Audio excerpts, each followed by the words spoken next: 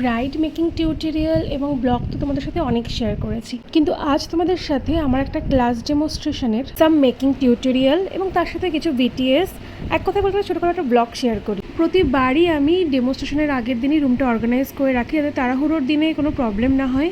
ডেটটা তো আমার খেয়াল নেই, তবে সেদিনকার ছিল অসম্ভব গরম, আর এই ঠান্ডা গরম লেগে আমার হয়ে গেছিলো ইনফেকশন। চোখের অবস্থা তোমরা দেখতেই পাচ্ছ, মুখও ফুলে গেছিলো। এক কথায় খুবই খারাপ কন্ডিশন ছিল আমার। সিচুয়েশন যতই খারাপ হোক না কেন, আমার কাজে যাতে কোনো খারাপ এফেক্ট না পড়ে সেদিকে কিন্তু আমার পুরো খেয়াল থাকে। আর তার থেকেও বড় কথা হচ্ছে ক্যামেরার পেছনে বসে থাকা স্টুডেন্টসগুলো যাদের প্রথম ব্রাইডাল ডেমনস্ট্রেশন, মানে তারা প্রথমবার দেখছে যে একটা ব্রাইডকে ফার্স্ট টু লাস্ট অবধি কী করে রেডি করতে হয়, তো তারা যাতে প্রত্যেকটা স্টেপ একদম খুব ভালোভাবে অবজার্ভ করে, বুঝতে পারে, লিখতে পারে, সেদিকেও কিন্তু আমার পুরো খেয়াল থাকে। কথাতেই তো আছে that show must go on. আর শুধু আমার কথা বলছি না, আই থিঙ্ক যারা প্রফেশনালি কাজ করে তারা প্রত্যেকেই জানে। তো যাই হোক, তোমরা দেখতেই পাচ্ছ এখানে আমি বেস রেডি করছি এবং তার সাথে ওদেরকে এটাও বোঝানো খুব ইম্পর্টেন্ট যে প্রপার বেস তোমরা কী করে সিলেক্ট করবে। সবার স্কিন শেড তো সমান হয় না, তো ইচ অ্যান্ড এভরি স্কিন শেডে আমরা কোন বেস কালারটা চুজ করবো সেটা কিন্তু ভীষণই ইম্পর্টেন্ট। আর তার সাথে প্রোডাক্ট নলেজটাও কিন্তু অলসো ইম্পর্টেন্ট। কম্প্যাক্ট ইউজ করব আর হচ্ছে সপরালের ওয়াটারপ্রুফ বেজ কালার।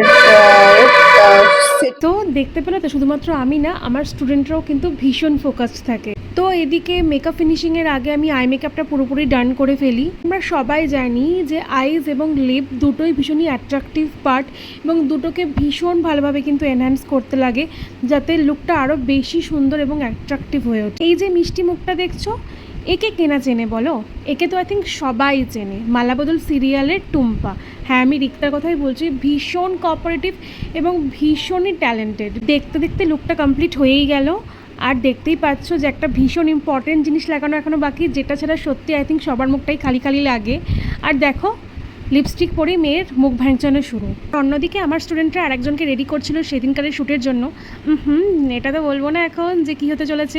একটু সাসপেন্স থাকা ভালো, তাই না?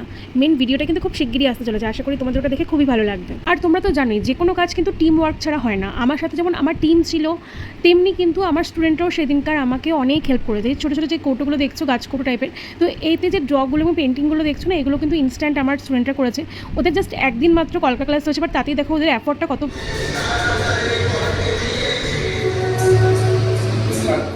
দুটো শটের অল্প কিছু ভিডিওস আমি তোমাদেরকে দেখালাম, সো ওয়েট করো, খুব সুন্দর ভিডিও আসতে চলেছে।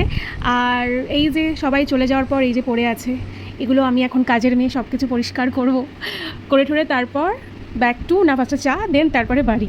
সারাদিন এই যুদ্ধের পর রেজাল্ট কেমন হলো সেটা তোমরাই কমেন্ট করে জানাবে।